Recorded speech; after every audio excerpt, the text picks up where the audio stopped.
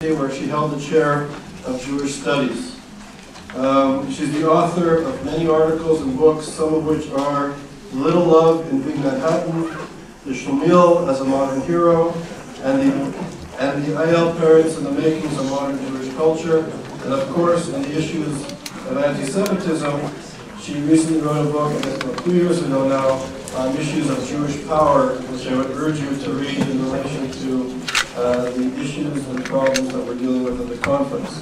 Now, on a personal note, Professor Wisse was one of the first scholars, intellectuals, professors as a young student at Yale University that I had the honor to engage in and to learn from. She was an amazing scholar that really brought to life the whole genre of Yiddish literature and Yiddish culture in Europe, and it was an amazing experience. I still remember the classes and discussions and the readings and the debates which were many. So it's particularly a great honor for me to be able to introduce you today. Today, Professor Wisse, I think, is the best title in the conference. It's entitled, How Do We Put an End to Anti-Semitism? No, really, how do we?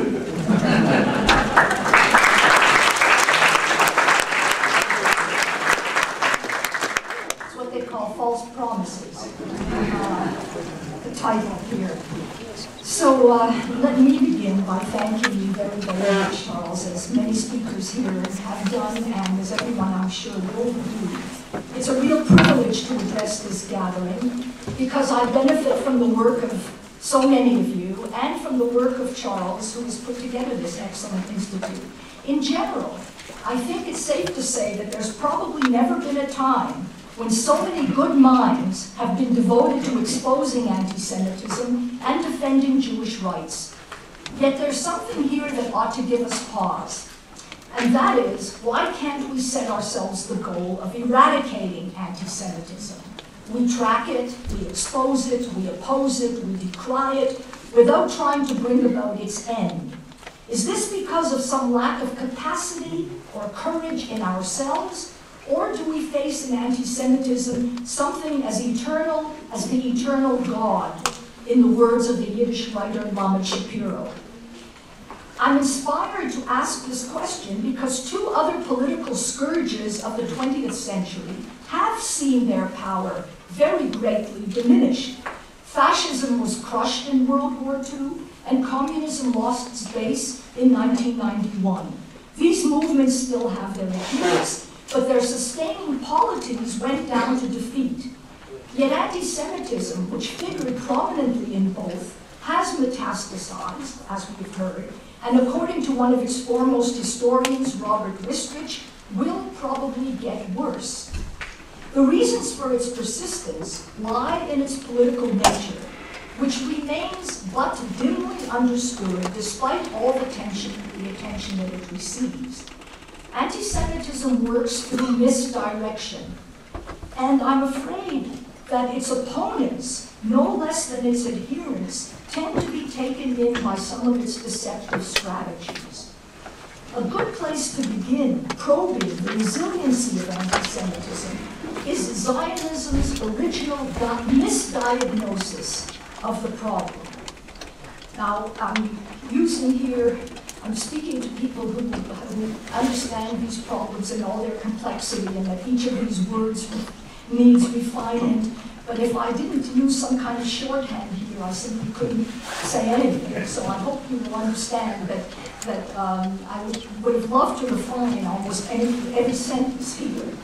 So political Zionism, then, was in the first place a movement of national self-determination that had much in common with other such parallel national movements, for example, in Ireland and Poland and so forth. But unlike other national movements, which faced specific opposition, Jews confronted the growing problem of anti-Semitism, which they thought they could solve by normalizing the political condition of the Jews. And Zionism seemed a plausible solution. Jews had been for too long a dependent minority in other people's lands. If anti-Semitism attacked Jews as usurping aliens, the provocation could probably be removed once the Jews packed up and went home. It made independent sense for Jews to reestablish their homeland at a time of proliferating nation-states, and were they to do so, they reasonably expected to achieve the secondary goal of becoming a politically unexceptional people.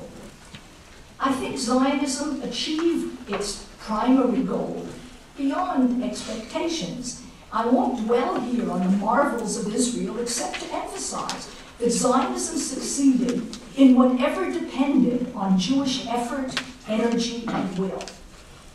It proved mistaken, however, in its belief that anti-Semitism attacked some remediable quality in the Jews, ignoring that anti-Semitism arose not to address the realities of the Jewish situation, but to meet the political needs of others, to satisfy their political needs.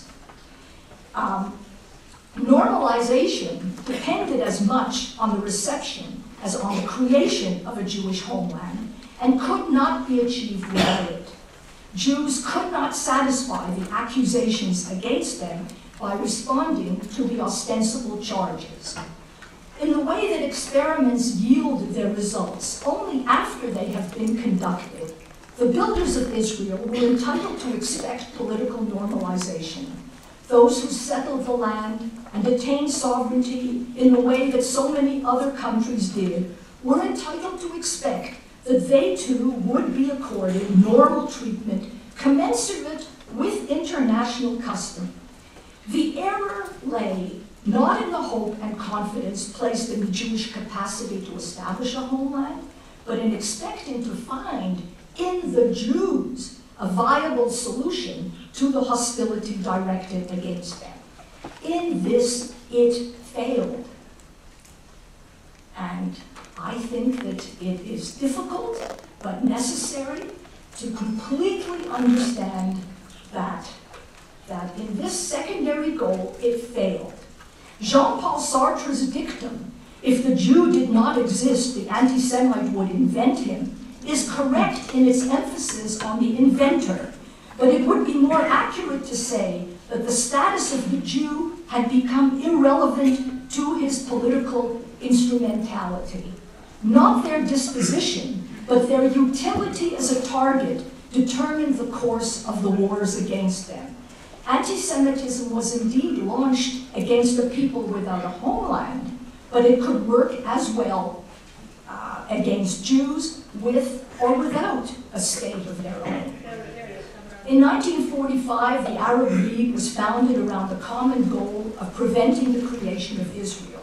So far, nothing much out of the ordinary. Many emerging countries initially meet with opposition, but what followed was altogether exceptional. Israel won its war of independence, but unlike, for example, Britain's response to the 13 colonies, Arab leaders did not acknowledge Israel's independence. Though one was now dealing with a Jewish country rather than a dispersed people, the political functions of Israel in Arab politics became almost identical with the functions of the Jew in the politics of Tsarism, Nazism, or communism. And to say this, of course, is not to compare Tsarism with Nazism, or either of those with Arab nationalism or Islamism, but to compare their strategies of organizing politics against the Jews. Moreover, the United Nations failed to live up to its obligation. Although it had voted for the partition of Palestine, it did not fulfill the Charter's commitment to protect nations large and small. The UN allowed the Arab states to refuse Israel recognition, the only state to be thus offended against to the present day. When the countries of the Arab League refused to recognize a member state, they should have been expelled from the international body for failing to abide by its founding principle. This Arab offense rendered Israel exceptional despite its successful establishment of a normative state. More than the offense itself, the international body's condoning of that offense allowed anti-Semitism to become a viable international tool. Almost at every step, the UN functioned in ways that facilitated rather than thwarted the Arab war against a member state. The UN did not generate the politics of anti-Semitism, but by refusing to oppose it, granted it legitimacy. So there was nothing politically exceptional about Zionism. Dozens of new countries have joined the United Nations since 1948. The exception is anti-Zionism, the organization of politics against the Jewish state. I think it's also important to recognize that there was nothing inevitable about this process. The Arab world might have developed differently, as Ephraim Karsh, among others, documents in his recent book, Palestine Betrayed. The Middle East could have seen peoples living side by side had Arab leaders accepted the presence of a Jewish state alongside many others. The United Nations might also have acted differently, just as it could have gone either way in voting partition in 1947. The United States might have exerted very strong and successful pressure on King Saud of Saudi Arabia to accept Israel, and so forth. So to say that the Jews serve the political purposes of others does not mean that anti-Semitism is politically inevitable. It simply means that control over anti-Semitism does not lie with the Jews. Jews may resist their enemies, but they cannot unilaterally halt the war against them because they are not its purveyors. And its purveyors will not halt the war against them because they don't recognize the harm it does to themselves. So that is the first point I would like to make. Going on from there, the Zionist misdiagnosis, however innocent, raised expectations that could not be satisfied. And Zionism was then held responsible for having raised false expectations. Having expended so much creative energy in the recovery of a Jewish homeland on the assumption that it was going to reduce anti-Jewish assaults, many Jews and some others were disturbed to find themselves facing greater enmity than ever before. It was hard to be grateful for the acquired capacity for self-defense when one's goal had been to need no self-defense. Far from absorbing the disproof of the Zionist hypothesis, some Jews compounded the error by attributing the persistence of anti-Semitism to the Jews of Israel or to the Jewish state, having learned nothing from the original mistake of seeking the cause of anti-Semitism in their fellow Jews. Not the actions of Israel, but its utility as a target determined the course of the war against Zionism. Yet, the misapprehension persisted that anti-Zionism could be reduced by Israeli concessions. Now, there's a lot to be said about anti-Semitism, but one of the things that we see about it is that it works through the strategy of the pointing finger, through this, what I call political prestidigitation, the kind of thing that a magician practices. The accuser draws attention away from the repressive intentions by pointing to the Jews whose inflated image and extravagant achievements make them a plausible explanation for whatever ails his regime. The pointing finger keeps negative attention focused on the Jews or on the Israelis, who fall into the trap whenever they accept responsibility for a situation that they have not created and cannot control.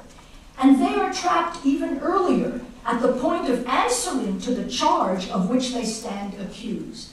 In politics, as before the law, whoever stands in the dock is the defendant, and whoever points the finger is the plaintiff. The only effective response to the false accusation is effective counter-prosecution.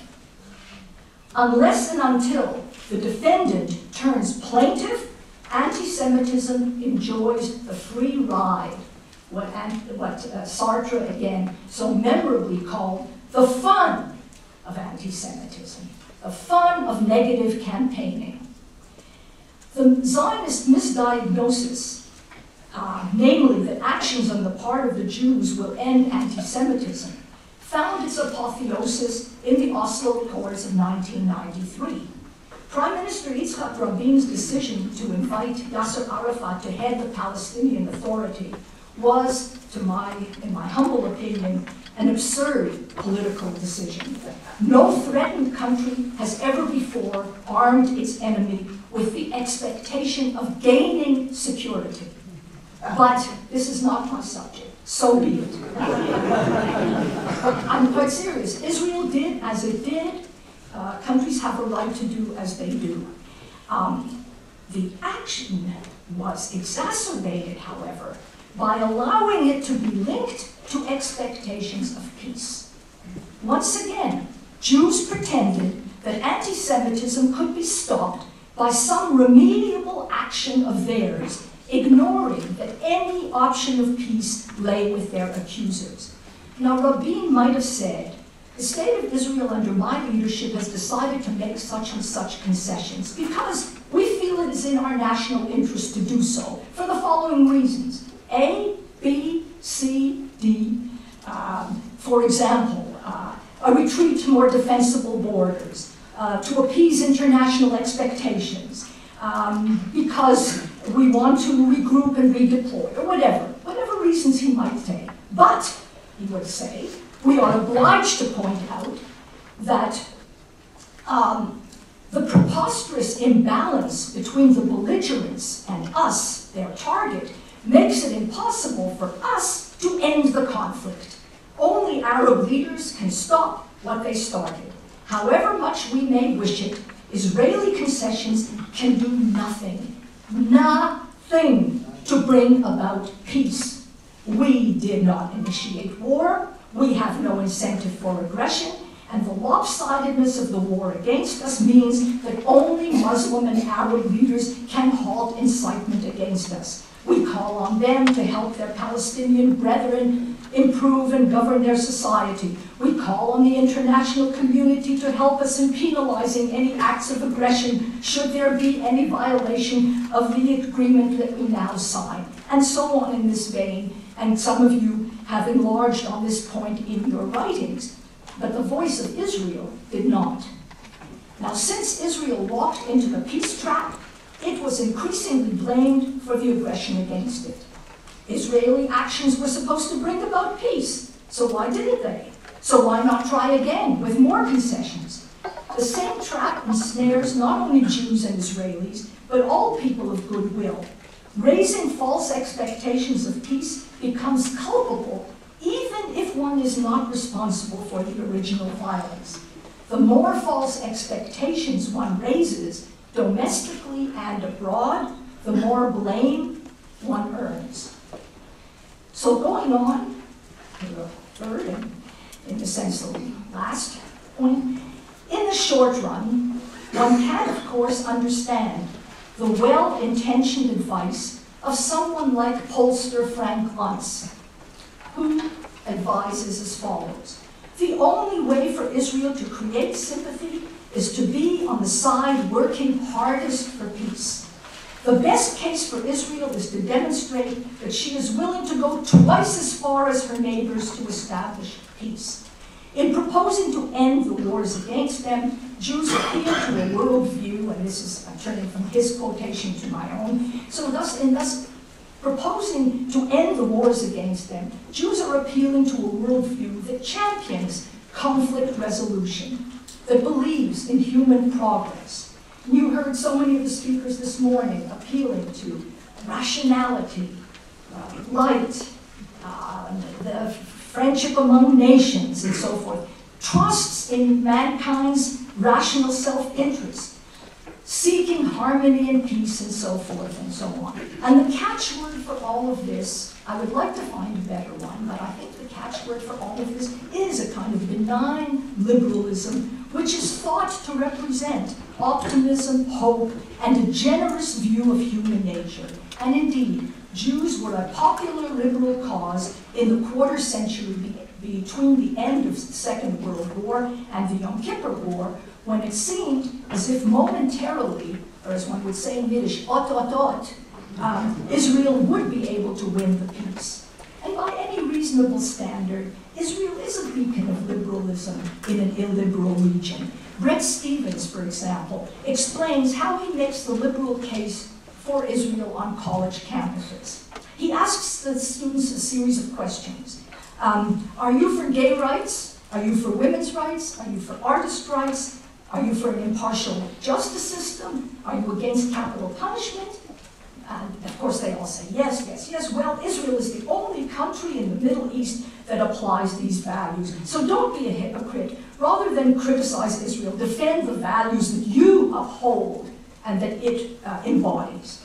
So on any genuine political compass, Jews and Israel are the true north of liberalism, not simply on account of the way they are constituted as a people, but because of the anti-liberal forces ranged against them. Anti-Semitism in all its forms, Christian, Muslim, secular, religious, totalitarian, authoritarian, is an anti-liberal movement, casting liberalism as a Jewish conspiracy.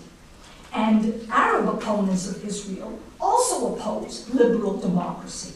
One would therefore expect this alignment of Israel with liberalism and of anti-Israel with anti-liberalism to win Israel the defense of all liberals. The standard bearers of muscular liberalism, from George Eliot to Scoop Jackson, have done just that. They have used the defense of Jewish rights as the touchstone of liberal principles. Yet here's the paradox.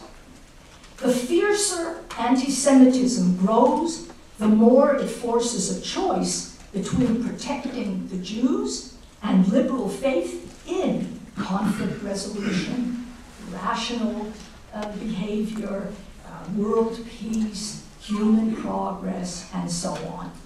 Protecting the Jews requires confronting hostility that is not subject to rational persuasion, as we see it, that does not obey our version of the rule of law, that does not abide by our ideas of fairness, and that does not extend peace and goodwill to others. To side with Israel leaves one exposed to the same hostility that assails the Jews. And so, self-interest persuades some governments, some democratic governments, and some people to ignore aggression that presumably doesn't concern them. And then, going one step further, they try to justify their callousness by holding Jews responsible for the aggression against them. A very neat trick, and I'm sure that you have seen it performed by so many people. As soon as you can hold Jews responsible for the aggression against them, you don't have to blame yourself, or you don't have to expect of yourself that you should be standing up to the aggression that is being leveled against them. And of course, some Jews try to prove their innocence by separating themselves from the bad Jews who are under attack. So the anti-liberal politics of Jew blame works by persuading us that it is aimed only at the culpable Jews. In sum, anti-Semitism, I think, can only be stopped by what politics calls a conservative turn. A conservative turn within liberalism, or, if necessary, in differentiation from it. And many of us turned, I have to put this in quotation marks, conservative, precisely to the degree that we realized that anti-Semitism foreclosed more conciliatory options, forcing a choice that we might otherwise never have had to make. Anti-Semitism opposes Western democracies in general, but by singling out the Jews and by projecting the belligerents onto them, it invites liberals to join the attack on the side of the alleged victims. It congratulates liberals for standing with the weak against the strong, even as they are actually joining the strong against those who are being aggressed against. I'm afraid that there is no way of defeating anti-Semitism short of going to war against it, diplomatically, ideationally, and if necessary, militarily. confident self-assertion is a wonderful first step, and is certainly necessary. How wonderful Israel is. And you know how the students on campus, bless them, they are so eager to do something. And so what they try to do is have an Israel fair, or to show the startup nation, or to show how wonderful Israel is and all this. This is their way of countering anti-Semitism. Well, it's ridiculous. One thing has nothing to do with the other. So confident self-assertion is a very good step, but it is not enough. The resistance has to be equal or greater and smarter and more determined than the assault. So I've tried to show that anti-Semitism cannot be arrested by any remediable quality in the Jews, that there are harmful consequences for pretending that concession from Jews can stop the aggression against them, and that anti-Semitism forces a choice between peace, in quotation marks, and protection of the Jews. Some people believe that acknowledging the Zionist misdiagnosis is discouraging, a symptom of despair. And many people, you know, whom I try to talk about these issues say, oh, that is so pessimistic, that is so despairing. Well, I beg to differ. The despair results from repeating a pattern that is doomed to fail. And I don't despair at all. That's the one thing that is really true in my inflated title. I do think that the world can ultimately be changed. It will take 400 years, 500 years, but one either makes a start or one doesn't ever make a start.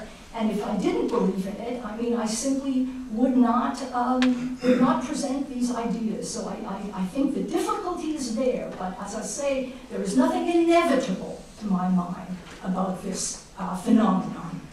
So I would really suggest that in the very first place, we start with a harder look at anti-Semitism.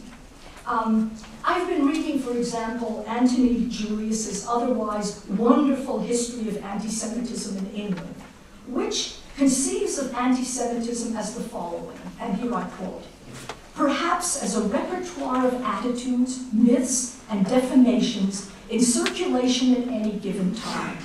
It is a kind of discursive swamp, a resource on which religious and political movements, writers and artists, demagogues, and the variously disaffected all draw without ever draining. It is not a political philosophy or anything close to one. It is not a conception of the world. It is merely an idée fixe, a hatred dressed up as a conviction, a protean, unstable combination of received ideas compounded by malice, and so on." All of these things have, are recognizable to us, but clearly one cannot eradicate something that you cannot even precisely define. Our first task is to drain that discursive swamp ourselves and to identify how anti-Semitism works. And in this, I think we do well to follow the lead of Wilhelm Marr, who conceived of modern anti-Semitism in Germany of the 1870s as distinct from all its previous forms, including from previous forms of religious prejudice. Without accepting the racial content of his definition, we do recognize that he was correct in defining anti-Semitism as the organization of modern politics against the Jews. This is what I think it is. Some consider it formless because it absorbs into itself so many contradictory accusations.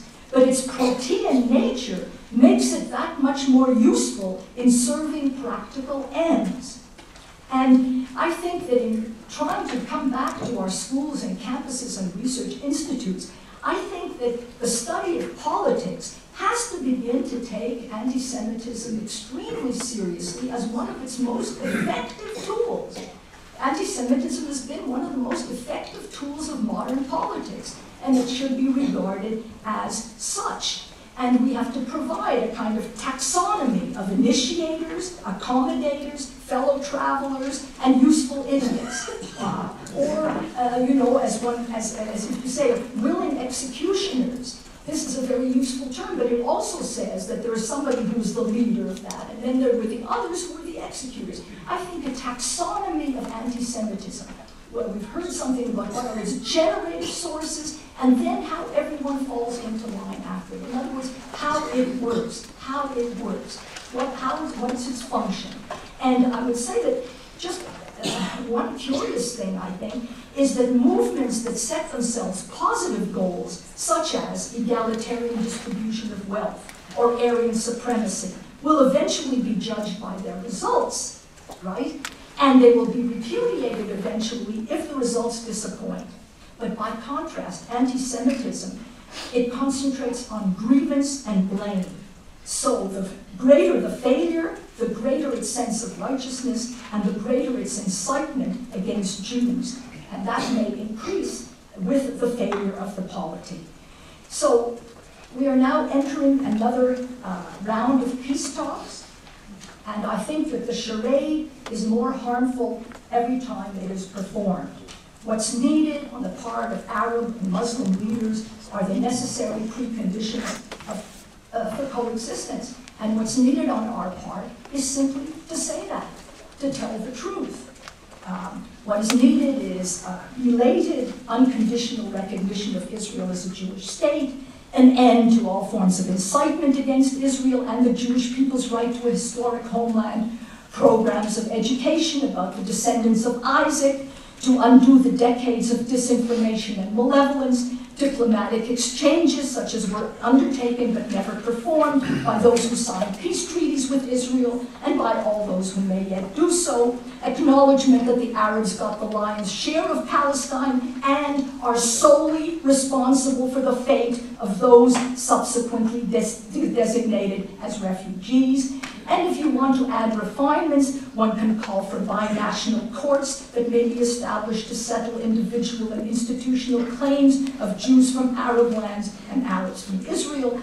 Islamic leaders should undertake the same reconsideration of their anti-Jewish teachings as Catholicism did to root out the aggression that demeans their religion. In any case, I invite us all to draw up minimal and maximal lists of what alone can end the wars against Israel.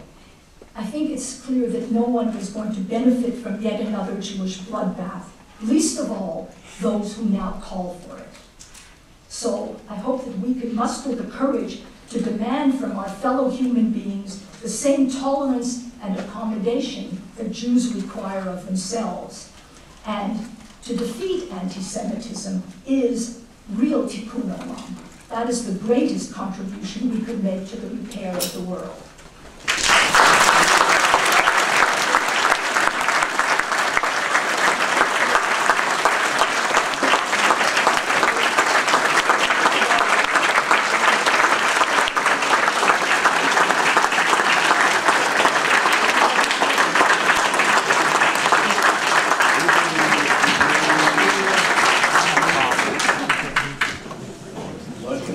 Well said. Thank you very much for such a powerfully clear and articulate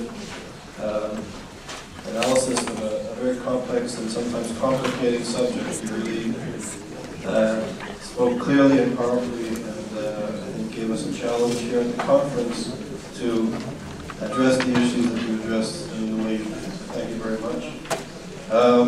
So we're going to go, on this note, to the breakout sessions.